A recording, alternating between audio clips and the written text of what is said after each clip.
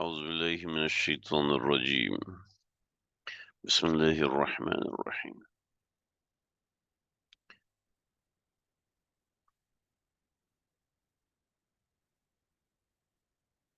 وقال الملأ من قوم فرعون أتذر موسى وقومه ليفسدوا في الأرض ويذرك آلهتك.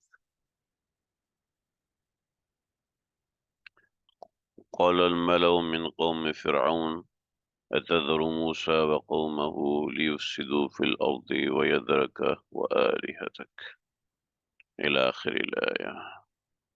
یہ دوسرا واقعہ ہے جو حضرت موسیٰ اور ان کی قوم کو ملا کے فرعون کے ساتھ پیش آیا۔ اوپر پہلا واقعہ تھا، اس کے اندر بہت سے اسباق ہم نے سمجھے دیکھے۔ یہاں سے دوسرا واقعہ شروع ہو رہا ہے اور دوسرے حالات یہاں سے بیان ہو رہے ہیں۔ وقال الملأ، فرعون شکست کھا گیا، فرعون کے کارندے شکست کھا گئے اور اس نے جادوگروں کو سب جادوگروں کو شہید کر دیا۔ اس کے بعد جو حالات پیش آئے اس کا ذکر اگلے واقعے کے طور پر یہاں سے ہے۔ سارے حالات نہیں ہیں، ان میں سے کچھ چیدہ باتیں ہیں۔ وہ کیا ہے؟ وہ یہ ہے کہ دشمن کتنا بھی طاقتور ہے لیکن وہ اہل اسلام سے ڈرتا ہے، یہ یاد رکھیے۔ جب تک اہل اسلام اپنی اصلیت پر رہتے ہیں تو دشمن آپ سے ڈرتا رہتا ہے۔ جب اہل اسلام اپنی اصلیت سے ہٹ جاتے ہیں تو دشمن آپ پہ حاوی ہو جاتا ہے۔ پہلے ذکر کیا تھا کہ بیت المقدس، پہلے میں نے ذکر کیا تھا کہ بیت المقدس سے مصر اس طرف ہے،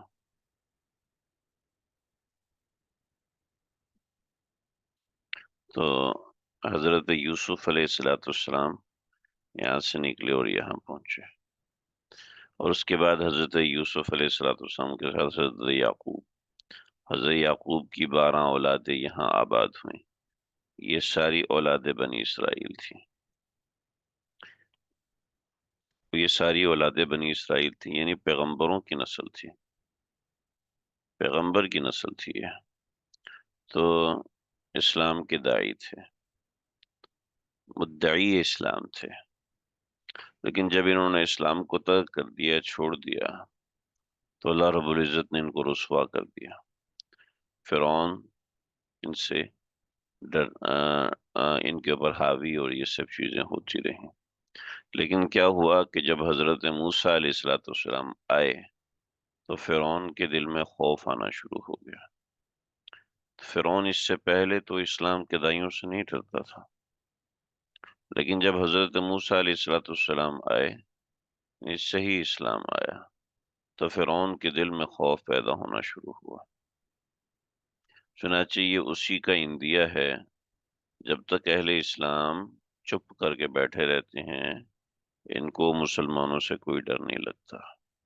جب اہل اسلام کھڑے ہو جاتے ہیں تو چاہے وہ کتنے ہی کمزور کیوں نہ ہوں لیکن پھر بھی وہ ڈرتے ہیں۔ چنانچہ آج وہی دیکھ لیں، فلسطین کتنا کمزور ہے، افغانستان کتنا کمزور تھا، لیکن ان کے دل میں ڈر پیدا ہوا جب مسلمان اپنی اصلیت پر آیا۔ مسلمان اپنی اصلیت پر نہیں آئیں گے تو یہ لوگ ایسے ہی دبا کے رکھیں گے۔ جب مسلمان اپنی اصلیت پر آئیں گے تو تب یہ مقابلے پہ اتریں گے، مقابلہ کرنے کی کوشش کریں گے، لیکن ان کے ساتھ وہی ہونا ہے جو فرعون کے ساتھ ہوا۔ شرط یہ ہے کہ اہل اسلام اپنے صحیح اسلام کے اوپر اپنے آپ کو قائم رکھیں۔ ایسا نہیں ہے کہ کچا رہے، ایسا نہیں ہے کہ نکما رہے اور پھر نہ۔ چنانچہ یہی سمجھایا۔ وقال الملأ، اب اہل کفر کو سمجھایا۔ وقال الملأ من قوم فرعون، جو فرعون کی قوم کے سرداران تھے، انہوں نے کہا، قال الملأ، ملأ سرداروں کو کہتے ہیں، قال کہا، وقال الملأ सरदारों ने कहा, मिन कौम फिरौन, फिरौन की कौम में से जो थे। क्या क्या कि अब देखिए पीछे मसला क्या पेश आया। हजरत मूसा अपने दावे में सच्चे साबित हुए और और जादूगर अपने फिरौन अपने दावे में गलत साबित हुआ। ठीक है। जब फिरौन अपने दावे में गलत साबित हुआ तो चाहिए ये था ना कि फिरौन को समझाते कि आपकी गलती है। लेकिन ऐसे वज़रा और ऐसे भाई अब्दुल अहद मैसेज आया कि आवाज नहीं आ रही।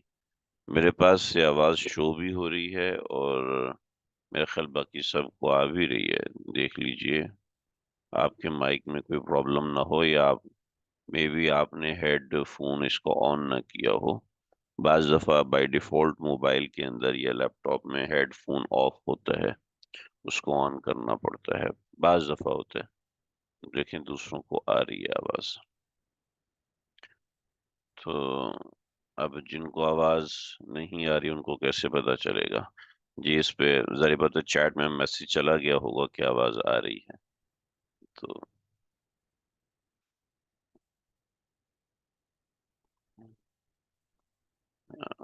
एक दफा ऐसे ही हुआ कि हम एक सबक पढ़ रहे थे, तो किसी ने मैसेज किया कि आवाज नहीं आ रही, तो उस्ताद ने उसको समझाना शुरू कर दिया। अ, सब तो किसी ने कहा कि भाई उस्ताद ने जब समझाया काफी को कहा अभी तो आ रही होगी, तो अभी उसको आवाज ही नहीं आ रही। तो आपके समझाने का क्या मतलब है? तो मैं भी समझा रहा हूँ कि आप हेडफोन ऑन कर लें तो आपको आवाज आ जाएगी, बेचारे को आवाज ही नहीं आ रही। तो खैर ये तो अब सबक शुरू हो चुके हैं दरमियान में, तो उसको नहीं समझा सकते। मैंने मैसेज तो डाल दिया, देखे अब क्या होता है। तो क़ाल अल मलअ मिन कौम फिरऔन, फिरौन के तो नबी अकरम सल्लल्लाहु अलैहि वसल्लम का एक इरशाद है। अल्लाह ताला जब किसी के साथ भला कर फरमाते हैं तो उसको, अबू दाऊद शरीफ की रिवायत है, उसको ऐसा वजीर अता फरमाते हैं कि जहाँ वो भूल जाता है उसको याद दिलाता है, और जहाँ उसको याद होता है तो वहां उसकी मदद करता है। और जिसके साथ बुराई का इरादा फरमाते हैं तो उसका ऐसा वजीर अता फरमाते हैं कि जब वो भूल जाता है तो उसको याद नहीं दिलाते, और जब उसको याद रहता है तो उसकी मदद नहीं करते। तो यही मसला यहाँ फिरौन के वजीरों ने ऐसे किया कि आपने हजरत मूसा को पहले खुद कहा, ऊपर देखें, पहले खुद कहा कि आप इनको मुकाबले में लेकर आए, ऊपर वाले रुकू में पूरा रुकू है। ठीक है। अब जब हजरत मूसा की फतह होगी तो कहने लगे इनको मौका ही क्यों दिया। अतः जरा मूसा, क्या आप छोड़ देंगे? आप यानी कितने शफीक हैं, कितने मेहरबान हैं कि आपने छोड़ा है मूसा को व कौम और उसकी कौम को, लियुफसिदू फिल अर्द, ताकि वो जमीन में फसाद करें, व यज़रा का और छोड़ दें, व आलिहतक और आपके खुदा को छोड़ दें, आपके खुदाओं को छोड़ दें, आपके बुतों को छोड़ दें और आपको छोड़ दें। ठीक है। तो मैं आपको क्या बताऊं, बेआइन ही यही सूरत आज पेश आती है। अतज़र मूसा, क्या आप छोड़ देंगे मूसा को व कौम हो उसकी कौम को, लियुफसिदू, ताकि वो फसाद करे, फिल अर्द जमीन के अंदर, वो यज़रा का और छोड़ देंगे आपको, यानी ये लोग आपको छोड़ देंगे, वो आलिहता का और आपके इलाहों को। तो क्या आप मूसा को ऐसे ही छोड़ देंगे? देखिए यही सूरत, बेआइन ही यही सूरत मैंने खुद देखी है। मैंने खुद देखी है कि एक साहब बॉस थे एक जगह के, तो उन्होंने अपने मातहत के कुछ लोग, मातहत तो नहीं थे लेकिन बस कुछ लोग थे, जैसे बतौर मिसाल एक एक मिसाल देता हूँ। एक सोसाइटी है, ठीक है, उसका एक सदर है, ठीक है। तो सोसाइटी के जो लोग होते हैं वो उसके नौकर तो नहीं होते ना, मातहत तो नहीं होते, लेकिन वो एक तरफ से ये इनका तर्जुमान होता है। ठीक है। تو بس اسی لحاظ سے یہ شخص باس تھا، ایسا نہیں کہ نیچے والے ماتحت تھے۔ تو کہنے لگے جی آپ نے فلانے بندے کو اتنی کھلی چھوٹ دے دی کہ وہ یہ بھی کرتا پھر رہا ہے، یہ بھی کرتا پھر رہا ہے، یہ بھی کرتا پھر رہا ہے، آپ کو چاہیے کہ آپ اس کو ٹائٹ کریں۔ حالانکہ یہ اس کا ماتحت نہیں ہے، ٹھیک ہے، حالانکہ یہ والا جو شخص ہے اس کا ماتحت نہیں ہے، ٹھیک ہے، یہ شخص آزاد ہے اپنے معاملات میں، اور اپنے معاملات میں یہ کھل کے کام کر رہا ہے، ٹھیک ہے، لیکن اس باس کو تکلیف ہو رہی ہے کہ یہ میرے ماتحت ہو کے کام کیوں نہیں کرتا۔ تو اس کے جو وزراء ہیں اس کو کہتے ہیں کہ دیکھو آپ نے اس کو ٹائٹ کریں، آپ اس کو ٹائٹ کریں تاکہ یہ کرے یہ کرے یہ کرے، اور لیکن جب یہ نہیں ہوا تو اس نے اس کو اس کے جو باس سے رابطہ کر کے اس کا کام خراب کروایا۔ ایسا کثرت سے ہوتا ہے کہ ہم سے کسی کی آزادی دیکھی نہیں جاتی، ہم سے کسی کی سہولت دیکھی نہیں جاتی، ہم لوگوں سے کسی کی خوشی دیکھی نہیں جاتی، ہمارے معاشرے میں عام ہو چکا ہے۔ اگر کسی کو کھاتا ہوا دیکھ لیں تو ہمیں پریشانی ہونا شروع ہو جاتی ہے، بھئی یہ کیوں کھا رہا ہے، یہ کہاں سے کھا رہا ہے۔ ہمیں کسی کی خوشی کو دیکھ کے خوشی بالکل بھی نہیں ہوتی، ہمیں کسی کے غم کو دیکھ کے صرف اتنا او ہو، بس اس سے اوپر ہم کچھ نہیں کرتے۔ یہ ہمارے معاشرے کا ایک بہت بڑا ناسور بن چکا ہے، بہت بڑا، بہت بڑا۔ دیندار لوگ، میں تو رہتا دینداروں میں ہوں نا، میں ان کی بات، باہر کے لوگوں کو تو مجھے پتہ ہی نہیں، یعنی اتنا نہیں پتا جتنا آپ لوگوں کو پتا ہے، کہ کسی کو خوش دیکھ ہی نہیں سکتے۔ ساس ہے وہ اپنی بہو کو خوش دیکھ ہی نہیں سکتی، ٹھیک ہے، کہتے ہیں بڑی بڑی میری سخاوت ہے کہ میں نے اس کو چھوڑ دیا، نہیں تو میں اس کو مطلب یہ ہے کہ آپ نے اس کے ساتھ برا نہیں کیا تو آپ اس کے ساتھ سمجھ لیں کہ آپ نے اس کے ساتھ احسان کر دیا۔ تو یہی یہاں پر تھا کہ فرعون نے حضرت موسیٰ کے آنے کے بعد ظلم و ستم نہیں کیے تو لوگوں نے کہا کہ آپ نے اس کو چھوڑ دی، یعنی جو بندہ ظلم و ستم کرتا رہتا ہے، چنگاڑتا رہتا ہے، تو لوگ خوش رہتے ہیں۔ چنانچہ حضرت موسیٰ علیہ السلام کے آنے کے بعد فرعون کو یہ خطرہ پیدا ہو گیا۔ اب یہ خطرہ دو طرح کا تھا،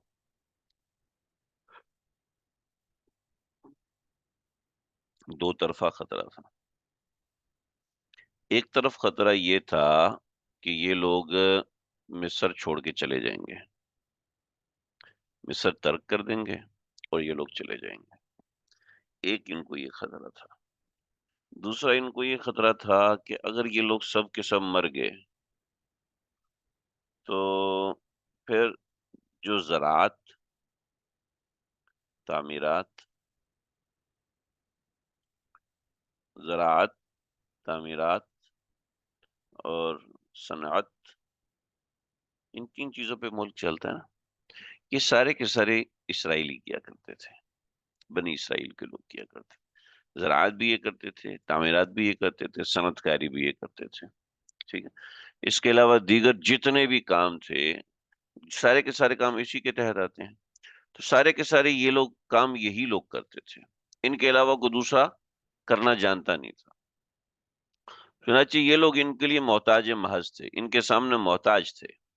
چنانچہ کہتے تھے کہ اگر یہ لوگ چلے جائیں گے، ٹھیک ہے، تو یہ کام کون کرے گا، اور یہ لوگ مر جائیں گے تو یہ کام کون کرے گا، ہم حکومت کس پہ کریں گے۔ تو ان کو یہ دو طرفہ خطرہ تھا، لہٰذا ملک سے جانے بھی نہیں دے سکتے تھے، اور سب کو قتل بھی نہیں کر سکتے تھے، مار بھی نہیں سکتے تھے۔ تو انہوں نے کیسی بھونڈی قسم کی حرکت کی، یعنی اتنا بڑا بادشاہ ہے اور وہ ایسی بیوقوفانہ حرکت کرے۔ قال کہتے ہیں سنقتل ابناءہم، ان کے بچوں لڑکوں کو قتل کر دوں گا، وَنَسْتَحْيِي نِسَاءَهُمْ، ان کی عورتوں کو زندہ رکھوں گا۔ اور اس کا پلان کیا بنایا؟ پلان یہ بنایا کہ 1 سال قتل کروں گا اور 1 سال چھوڑوں گا، اور جو 1 سال جن کو چھوڑ رہا ہے وہی تیرے باغی ہوگے تو پھر کیا کرے گا بھائی؟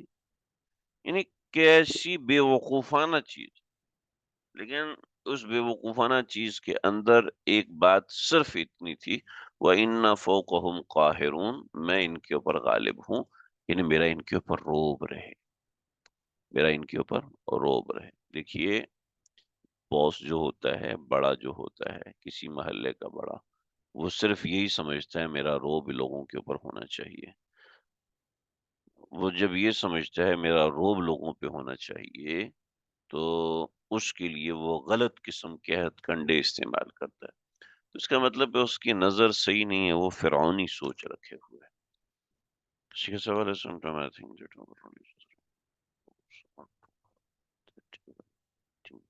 can't implement it.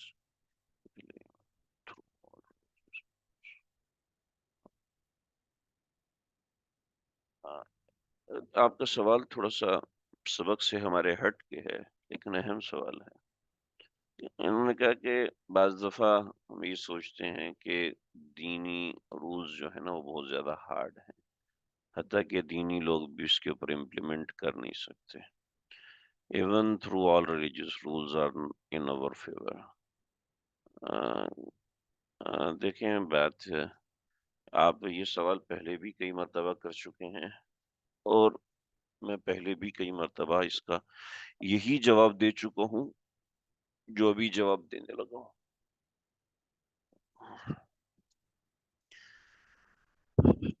لیکن آج میں تھوڑی وضاحت کے ساتھ دوں گا، سب کم ہے۔ ایک شخص ہے،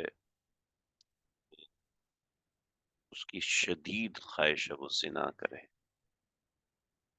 ٹھیک ہے، لیکن وہ زنا کرنا چاہتا ہے میری بیٹی کے ساتھ،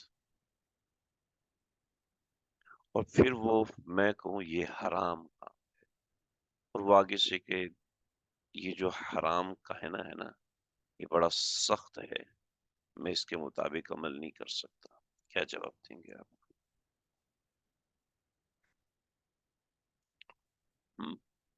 کیا جواب دیں؟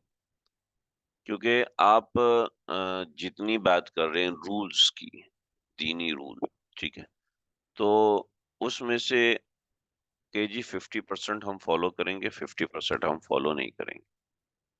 ریلیجیس پیپل 100% فالو نہیں کرتے، تو اس کا یہ معنی ہرگز نہیں ہے کہ وہ فالویبل نہیں ہے۔ ہو سکتا ہے آپ کی نظر میں 100% لوگ فالو نہ کرتے ہوں، اور ایک بڑی دنیا ہے جو اس کو فالو کرتی ہے، ایک بڑی دنیا ہے۔ محض اگر کسی کو پتہ نہیں ہے کہ فلاں چیز ہوتی نہیں ہے، تو اس کا مطلب یہ نہیں ہے نا کہ دنیا میں چیز ہے ہی نہیں۔ جیسے ایک دیہاتی یہ مان ہی نہیں سکتا کہ ایک جہاز کے اندر جو ہوا میں اڑ سکتا ہے، اس کے اندر 400 بندے آتے ہیں، تو آیا یہ بات نان امپلیمنٹڈ ہوگی کیا؟ ہاں، ایسا تو نہیں ہے نا۔ اگر آپ کے علم میں نہیں ہے ایسے لوگ جو کہ عمل نہیں کرتے، تو آپ کے علم کی کوتاہی ہے، آپ کے علم کی کمی ہے، وگرنہ تو ایسا ہے، کیونکہ شریعت محض کتابوں میں لکھنے کے لیے تو نہیں آئی نا۔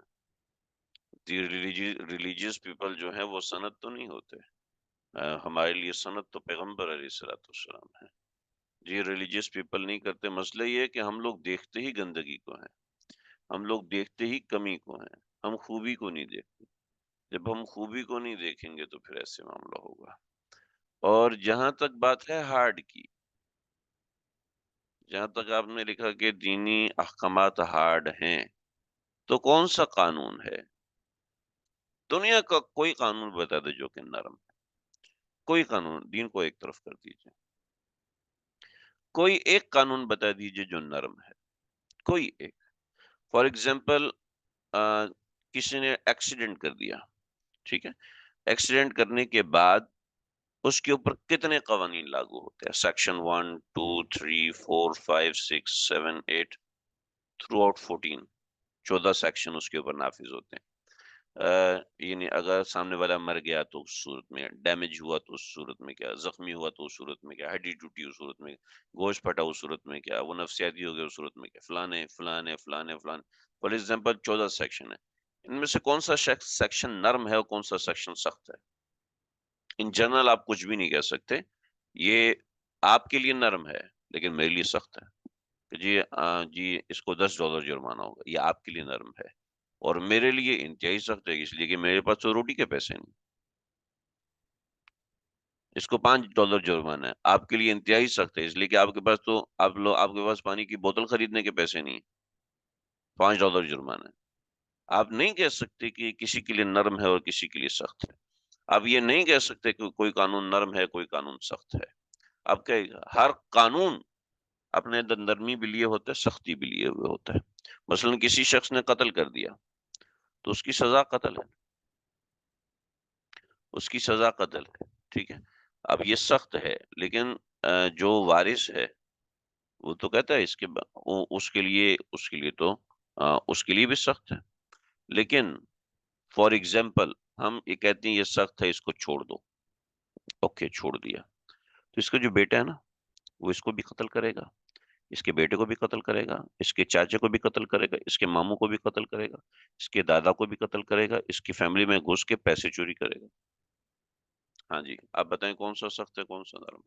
میں ایکسٹریم لیول پہ جا کے بات کروں. ٹھیک ہے، اگر آپ کے ذہن میں کوئی چھوٹی بات ہے تو آپ مجھ سے ڈسکس کر سکتے ہیں، لیکن میں ایکسٹریم لیول پہ جا کے، یعنی میں بڑی چیزوں کے اوپر بات کر رہا ہوں. آپ چھوٹی چیزوں کے اوپر آ جائیں. فار ایگزامپل کوئی کہتا ہے جناب تصویر کی کمائی،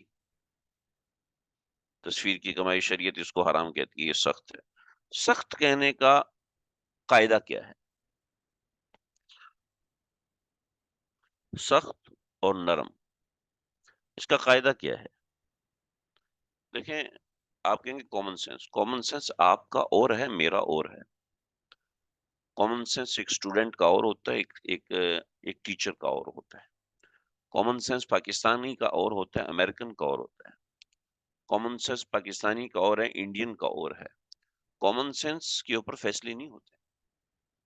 جی ایک چیز نیچر ہے اور نیچر سے ہٹ کر ہے تو اس کا نرمی اور سختی سے معیار نہیں بنتا. شریعت نے ہر نیچر کے اوپر ایک قانون اور شریعت کا ہے ہی تو یہ مزہ کہ آپ چاہے کسی نیچر سے تعلق رکھتے ہیں، کسی لینگویج سے تعلق رکھتے ہیں، کسی ریجن سے تعلق رکھتے ہیں، کسی حال سے تعلق رکھتے ہیں، کسی معاملے سے تعلق رکھتے ہیں، کسی فرم سے تعلق رکھتے ہیں، کسی کمائی سے تعلق رکھتے ہیں، امیر ہیں غریب ہیں، بادشاہ ہیں غلام ہیں، مزدور ہیں، بیوی ہے شوہر ہے، بیٹا ہے بیٹی ہے، واٹ ایور آپ جو کوئی بھی ہیں، آپ کے لیے ایسی امپلیمنٹیشن لگائی ہے کہ کوئی بندہ اس سے ایک سے آگے پیچھے نہیں ہو سکتا. اس کو کہتے ہیں کمال عدل، اس کو کہتے ہیں عدل کی خوبصورتی، قانون کی خوبصورتی. اب وہ قانون کسی کے لیے نرم ہے، کسی کے لیے سخت ہے. چنانچہ ایک مزے کا قصہ یاد آیا. ہارون الرشید نے روزے کی حالت میں اپنی بیوی سے صحبت کر لی تو مسئلہ پوچھا علماء سے، تو علماء نے کہا جی 60 مسکینوں کو کھانا کھلائیں.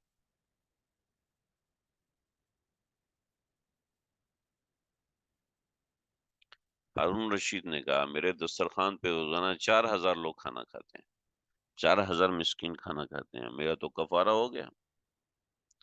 امام مالک رحمۃ اللہ علیہ تشریف لائے، کہا حضرت یہ مسئلہ ہو گیا تو ہم نے یہ کر دیا. ٹھیک ہے، کہا غلط کیا کہ جو قرآن میں لکھا ہے فَيُطْعَمُ 60 مسکینہ، فَيُطْعَمُهُ 60 مسکینہ، کھانا 60 مسکینوں، قرآن میں لکھا ہے. فرمایا نہ نہ نہ نہ نہ نہ، آپ کو مسلسل 60 روزے رکھنے ہیں، آپ کو مسلسل 60 روزے رکھنے ہیں. کہ جی کیوں؟ کہ دیکھو اللہ نے روزہ توڑنے کی سزا یہ رکھی ہے، مسلسل 60 روزے رکھیں. 60 مسکینوں کو کھانا کھلانا آپ کے لیے سزا ہے؟ آپ کے لیے تو سزا نہیں ہے. تو آپ تو روزانہ ہی روزہ توڑیں گے، اپنا بھی توڑیں گے، بیوی کا بھی توڑیں گے، اور پھر آپ سے آگے آنے والے بادشاہ سارے کے سارے روزہ توڑیں گے. تو پھر سزا ہمیشہ سخت ہوتی ہے.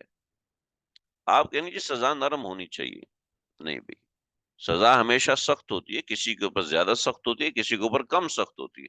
سزا تو ہوتی سخت ہے. تو قوانین بعض سزا کے ہیں، بعض معاشرتی ہیں، بعض حالاتی ہیں، بعض تبدیل ہونے والے ہیں، بعض بہت سی ایسی چیزیں ہیں. تو قوانین جو شریعت کے رولز ہوتے ہیں، وہ رولز کوئی ایک قسم کے نہیں ہوتے، بہت قسموں کے ہوتے ہیں. اور پھر ان میں کون سے نرم اور کون سے سخت ہیں وہ پرسن ٹو پرسن ویری کرتا ہے. ٹھیک ہے، لیکن اس قانون کی خوبصورتی کے اوپر کوئی چیلنج نہیں آتا. البتہ کوئی بندہ اگر عمل نہیں کرتا تو وہ اس کا مسئلہ ہے، اس کا مسئلہ ہے. اگر کوئی بھی عمل نہیں کر رہا ایسا ہو ہی نہیں سکتا، ایسا پاسبل نہیں ہے. جب ایسا ہونا شروع ہو جائے گا تو قیامت آ جائے گی. 1400 سال سے اللہ نے دین کو زندہ رکھا ہے، اور ایسے ہزاروں نہیں لاکھوں لوگ ہیں، لاکھوں لوگ ہیں، لاکھوں سے بھی زیادہ لوگ ہیں، لاکھوں میں ڈرتے ہوئے کہہ رہا ہوں کہ میں مبالغہ نہ کر جاؤں، سمجھ رہے ہیں؟ جو شریعت پہ ایسے عمل کرتے ہیں جیسے جڑوں سے انہوں نے پکڑا ہوا ہے۔ اللہ اکبر۔ ہاں، مسئلہ یہ ہے کہ میں مجھ سے کچھ لوگ ملے، انتہائی ایلیٹ کلاس طبقے کے لوگ، کہنے لگے جی آج تو ہمیں کوئی ایسا بندہ ہی نظر نہیں آتا جو دین پہ عمل کرنے والا ہو۔ تو میں نے کہا ظاہری بات ہے، آپ کا صبح شام اٹھنا بیٹھنا شرابیوں کے ساتھ ہوتا ہے، تو آپ کو تو بندہ نظر نہیں آئے گا نا۔ آپ تھوڑا گھر چھوڑیں، مسجد میں بیٹھیں کچھ وقت، تو میں آپ کو دکھاؤں گا کہ کتنے لوگ عمل کرنے والے ہوتے ہیں اور کتنے لوگ آگے آگے بڑھتے ہیں۔ جس بندے نے عید کی نماز بھی نہیں پڑھنی تو وہ تو یہی کہے گا نا کوئی بھی 5 وقتہ نماز ہی نہیں ہے۔ تو کیونکہ اس کے لیے تو انتہائی مشکل ہے کہ اس نے تو عید کی نماز بھی نہیں پڑھنی، مسجد کا ہمسایہ ہے لیکن نہ جمعہ پڑھیں گے نہ عید تک کی نماز نہیں پڑھیں گے، تو ظاہری بات ہے ایسے لوگوں کو مشکل لگے گی۔ ایسے ہی انسان جس ماحول میں رہتا ہے اس کا اثر ہوتا ہے، اور پھر اس اثر کے مطابق انسان چلتا ہے۔ جو میڈیا انسان یوز کرتا ہے، جس سوسائٹی میں انسان رہتا ہے، اس کے بہت سے اثرات ہوتے ہیں۔ تو دینی لوگ جو ہوتے ہیں وہ بھی بعض دفعہ کسی چیز میں کمی کر جاتے ہیں، لیکن اس کا معنی ہرگز نہیں یہ ہوتا کہ وہ دین کا قانون غلط ہے، یہ بات کلیئر رہے۔ کسی کی کمزوری کا مطلب ہرگز یہ نہیں ہوتا کہ وہ قانون غلط ہے، اور یہ بات کلیئر رہے۔ بہت تفصیل ہے اس کے اندر، بس یہی سمجھ لیں۔ تو فرعون نے دیکھے یہ ان فوقہم قاہرون، میں کہنا چاہ رہا تھا کہ اس کی یہ بظاہر تدبیر احمقانہ تھی، بے وقوفانہ تھی، اور یہی بات ہمارے کئی مفسرین نے لکھی ہے۔ لیکن ان فوقہم قاہرون میں اس کا جواب دے دیا کہ جو فرعونی سوچ کے لوگ ہوتے ہیں وہ یہ سمجھتے ہیں کہ میں بس اپنا روب بنا کے رکھوں، روب بنا کے رکھوں، جب میں روب بنا کے رکھوں گا تو میں کامیاب بن ہو جاؤں گا، میں روب بنا کے نہیں رکھوں گا تو میرا نقصان ہو جائے گا۔ تو بنی اسرائیل پر روب بنایا، اس کے ذریعے سے اس کا طریقہ کار یہ استعمال کیا کہ بچوں کو قتل کیا جائے اور خواتین کو چھوڑا جائے۔ حالانکہ بعض دفعہ اس سے روب نہیں بنتا، ظلم سے روب نہیں بنتا، ظلم سے روب بالکل نہیں بنتا، یہ یاد رکھیے۔ یہ فرعونی سوچ ہے، اور جب فرعونی سوچ ہے تو اس کا دھیان ہے۔ ہم اپنی زندگی میں بعض دفعہ اپنے ماتحتوں کے ساتھ ایسا برتاؤ اور ایسی بات چیت کر جاتے ہیں کہ جس میں ہمارا مقصد یہ ہوتا ہے کہ جی ہمارا روب بنا رہے، ہمارا روب بنا رہے اور ایسا ہو۔ چنانچہ ہماری درسگاہوں میں بہت دفعہ یہ ہوتا ہے کہ استاد ایسی حرکت کرتا ہے کہ طلبا کا روب بنا رہے وہ سوال نہ کریں۔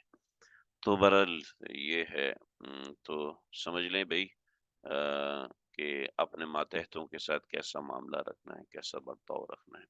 اگرچہ محض منصب سے روب خود بخود پیدا ہو جاتا ہے، لیکن انسان جب مصنوعی روب پیدا کرنے لگتا ہے، جھگڑے کرنے لگتا ہے، غصہ کرنے لگتا ہے، تنخواہیں روک دیتا ہے اور دوسرے کے اوپر اس نوعیت کا روب ڈالنے کی کوشش کرتا ہے، تو اس کی عظمت ختم ہو جاتی ہے، اور عظمت شدت سے ختم ہو جاتی ہے، اس کا نقصان ہوتا ہے۔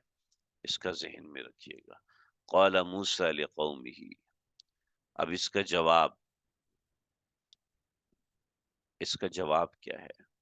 ان سب چیزوں کا جواب دو باتیں، استعینوا باللہ واصبروا، اللہ کی مدد مانگتا رہے اور صبر اختیار کرے۔ دیکھیے، کوئی آپ کو کہتا ہے کہ میں شدید پریشان ہوں، بیمار ہوں، یہ اپنے عوارضات آپ کے سامنے رکھتا ہے، ٹھیک ہے؟ آپ کیا کرتے ہیں؟ آپ کہتے ہیں میں ویلفیئر کھول رہا ہوں، اور ویلفیئر کھول کے میں اس سے لوگوں کی مدد کروں گا۔ اچھی بات ہے، بہت ہی اچھی بات ہے، آپ بہت نیکی کا کام کر رہے ہیں اور بڑا اچھا کام کر رہے ہیں۔ مجھ سے بھی کئی لوگوں نے مطالبہ کیا کہ آپ بھی ایسا کرو، میں نے کہا بھائی دیکھیں میرے پاس نمبر ایک تو اتنے اسباب نہیں ہیں کہ میں یہ کام کر سکوں، اور آپ مجھے ویلفیئر کھولنے کا کہہ رہے ہیں، یہ تو ایک الگ بات ہے۔ لیکن اس کے ساتھ ایک سمجھیے اس ویلفیئر سے زیادہ ضروری یہ ہے کہ بندہ توجہ اللہ کی طرف لگوائے اور حسن انسانیت پیدا کرے، یعنی صبر پیدا کرے۔ توجہ اللہ اکثیر چیز ہے، توجہ اللہ سب سے بڑی چیز ہے۔ کتنا بڑا ظلم کر رہا ہے فرعون، لیکن کیا ہے، استعینوا باللہ، اللہ سے مدد مانگیے۔ میں بالکل اس کے ساتھ جوڑوں گا مسئلہ، میرا شوہر اتنا ظلم کر رہا ہے، میں کہتا ہوں جی اللہ سے مانگے، کہتی ہیں یہ کون سی بات کی مولوی صاحب نے، اس مولویوں کو تو بس یہی آتا ہے اور تو کچھ آتا ہی نہیں، حالانکہ خزانہ ہے اس کے اندر۔ ابھی کتنے علماء کا مذاق اڑایا گیا، اور فلسطین کے ساتھ یہ مسئلہ ہے، کہتے ہیں اللہ سے مدد مانگو، وہاں لوگ مر رہے ہیں، تم لوگ یہاں وظیفے کر رہے ہو، وہاں لوگ مر رہے ہیں، تم لوگ یہاں لوگوں کو دعائیں بتا رہے ہو، وہاں لوگ مر رہے ہیں، تم یہاں، ارے کیا کریں، لوگ مر رہے ہیں بھائی، ہم تو اس پہ چلیں گے، ہم تو شریعت پہ چلیں گے نا۔ قال موسیٰ لقومہ استعینوا باللہ واصبروا، اللہ سے مدد طلب کرو اور صبر کرو، یہ حسن انسانیت ہے۔ حضرت موسیٰ فرعون کی کھلی ہوئی تلوار کو دیکھ کے لوگوں سے یہ نہیں کہہ رہے تلوار اٹھو چلو مقابلہ کرو، استعینوا باللہ، اللہ سے مدد مانگو۔ یہاں جب ہم لوگوں سے کہتے ہیں استعینوا باللہ واصبروا تو بڑا زبردست اشکال ہوتا ہے، مولوی صاحب آپ کوئی ترکیب تو بتاتے ہیں اور آپ اس میں ہمارا ساتھ تو دیتے نہیں ہیں، اور کہتے ہیں استعینوا باللہ، نہ نہ نہ نہ، ہم تو قرآن کے مطابق چلیں گے بھائی، قرآن سے ہٹ کے نہیں چلنا۔ چنانچہ اللہ نے جو ترتیب بتائی اس پہ، قال موسیٰ لقومہ استعینوا باللہ واصبروا، یہ دو چیزیں واضح کر دی کہ یہ کلیئر کٹ ہے۔ ان الارض للہ یورثها من یشاء من عباد، ان الارض للہ، یقین رکھو، الارض للہ، زمین صرف اللہ کی ہے، فرعون کی نہیں ہے، آپ کے اوپر ظلم کرنے والے آپ کے شوہر کی نہیں ہے، آپ کے اوپر ظلم کرنے والے آپ کے باس کی نہیں ہے، آپ کے اوپر ظلم کرنے والا کوئی بھی واٹ ایور وہ اس کی نہیں ہے۔ اگر آپ کسی پہ ظلم کر رہے ہیں تو یاد رکھیے گا وہ آپ کا غلام نہیں ہے، یہ زمین آپ کی نہیں ہے۔ یورثها من یشاء من عبادی، جس کو چاہے اپنے بندوں میں سے دے، یورثها دے دے، وارث بنائے، من یشاء من عبادی، اپنے بندوں میں سے جس کو چاہے، لیکن کیا ہے آخر کار انجام، جو آخری انجام ہوگا، والعاقبۃ للمتقین، جو ڈرتا رہے گا نا اللہ سے، انجام اس کے ہاتھ میں ہوگا، انجام کار اس کے ہاتھ میں ہوگا۔ والعاقبۃ للمتقین، قالوا، تو اب انہوں نے اپنی کہانی سنائی۔ چنانچہ میں نے یہاں پہ حاشیہ لگایا ہے، مظلوم کی بات سننی چاہیے، اور تسلی کے کلمات کے لیے ان کو اللہ کی طرف متوجہ کرنا چاہیے۔ حضرت موسیٰ کو سب پتا تھا کہ فرعون اور قبطیہ نے اسرائیلیوں کے ساتھ کیا کیا ہے، لیکن اس کے باوجود بھی بیٹھ کے ان کی کہانی سنتے تھے۔ چنانچہ آپ اگر اچھا رہنما بننا چاہتے ہیں، آپ اگر اچھا باپ بننا چاہتے ہیں، ماں بننا چاہتی ہیں، تو آپ سب سے پہلے ایک اچھا کان بنے، سب سے پہلے ایک اچھا کان بنیں گے تو ہی آپ کو بات سمجھ میں آئے گی، ٹھیک ہے۔ لیکن اس کو سن کے یہ ذہن میں رکھیں، 10 سال 15 سال سے تعلق ہے، جناب لوگ خود کو مظلوم بتانے کے لیے طرح طرح کی سٹوریاں بناتے ہیں، بہت لوگ ایسے ہوتے ہیں ان کو شوق ہوتا ہے کہ لوگ مجھے مظلوم سمجھیں، چنانچہ ایسے لوگوں کے مزاج میں ناشکری بھری ہوتی ہے، یہ بات ذہن میں رکھیے گا۔ لیکن اس کا مطلب یہ نہیں کہ ہر مظلوم ناشکرا ہوتا ہے، کسی کے ساتھ زندگی میں واقعی بہت غلط ہوا ہوتا ہے، اور کسی کو شوق ہوتا ہے کہ میں بتاؤں میرے ساتھ زندگی میں کتنا ظلم ہوا، تو جناب وہ اس کی سٹوریاں ختم نہیں ہوتی ہیں۔ تو یہ ذہن میں رکھیے گا، دو قسم کے لوگ ہوتے ہیں، ایک واقعتاً مظلوم ہوتے ہیں، اور ایک وہ جو کہ متظلم ہوتے ہیں، متظلم مطلب بتکلف مظلوم بنے ہوئے ہوتے ہیں۔ ذہن میں رکھیں یہ دونوں چیزوں میں فرق کرنا ہر بندے کا کام نہیں ہوتا۔ تو قالوا اوزینا، ہم کو تکلیف دی گئی ہے، من قبل اس سے پہلے، ان تأتینا جب آپ ہمارے پاس آئے ہیں اس سے پہلے بھی ہم کو تکلیف دی گئی ہے، ومن بعد ما جئتنا اور جب آپ آئے ہیں اس کے بعد بھی ہے۔ تو اب یعنی آپ کے آنے کا کیا فائدہ ہوا، آپ تو کچھ کریں نا، وہی جو استعینوا باللہ واصبروا۔ وقال عسى ربكم ان يهلك عدوكم، امید ہے تمہارا پروردگار، ان یہلکا کہ وہ ہلاک کر دے گا، عدوکم تمہارے دشمن کو، ویستخلفکم فی الارض اور زمین میں تم کو خلافت دے گا، فینظر کیف تعملون پھر دیکھے گا کہ تم کیسا کام کرتے ہو، فینظر پھر دیکھے گا، کیف تعملون تم کیسے کرتے ہو۔ یاد رکھیے گا اللہ ہر بندے کو موقع دیتے ہیں، اللہ ہر شخص کو اپنی زندگی میں موقع دیتے ہیں، وہ انسان موقع استعمال کرے، دین پر عمل کرنے کا موقع دیتے ہیں، دین پر عمل کرنے کی ہمت دیتے ہیں، دین کا کام کرنے کا موقع دیتے ہیں، دین کا کام کرنے کی حکمت بھی دیتے ہیں، سمجھ بھی دیتے ہیں۔ چنانچہ فینظرا اللہ دیکھے گا کیف تعملون تم کیسے کرتے ہو، یعنی اس وقت پتہ چلے گا کہ ہم واقعتاً دل سے دین کی امپلیمنٹیشن چاہتے تھے، یہ بس ایسے اوپر اوپر سے ہی باتیں تھی۔ تو اللہ ہر بندے کو موقع دیتے ہیں، اور اللہ آپ کو بھی موقع دیتے ہیں، مجھے بھی موقع دیتے ہیں۔ دیکھیے میں ایک بات بتاتا کرتا ہوتا ہوں کہ اللہ نے ہر بندے میں ہر کیپیسٹی رکھی ہے، یعنی آپ میں یہ کیپیسٹی رکھی ہے کہ آپ محنت کرتے تو ڈاکٹر بن سکتے تھے، آپ محنت کرتے تو انجینئر بن سکتے تھے، آپ محنت کرتے تو کرکٹر بن سکتے تھے، آپ محنت کرتے تو واٹ ایور، ہر فیلڈ ہی آپ کے لیے کھلی ہے، لیکن آپ نے اس فیلڈ کا انتخاب کیا، اس چیز کا انتخاب کیا، تو اب آپ کو اللہ نے یہ موقع دیا ہے، تو اس موقع پہ ہمارا بنیادی مقصد اللہ کو راضی کرنا ہے اس دنیا میں آنے کا۔ تو فینظر کیف تعملون جب تمہاری یہ فیلڈ ہے تو اللہ دیکھے گا کہ تو اب تم کرتے کیا ہو، کون سی چیزیں کرتے ہو۔ تو یاد رکھیے اپنی زندگی میں دین کا ایک حصہ رکھیے، دین کی خدمت کا ایک حصہ رکھیے، دین پر عمل کا ایک حصہ رکھیے، اس سے انحراف قطعا نہ ہو، اس میں کمی قطعا نہ ہو۔ فینظر کیف تعملون آیت نمبر 129 تک ہمارا سبق ہو گیا، اس کے بعد آگے تیسرا قصہ ہے، اس کا ذکر آئندہ ہوگا۔ اللہ تعالیٰ مجھے آپ کو ہم سب کو سمجھنے کی توفیق عطا فرمائے۔ کسی کا کوئی سوال ہو تو کر لیجیے۔ السلام علیکم ورحمۃ اللہ۔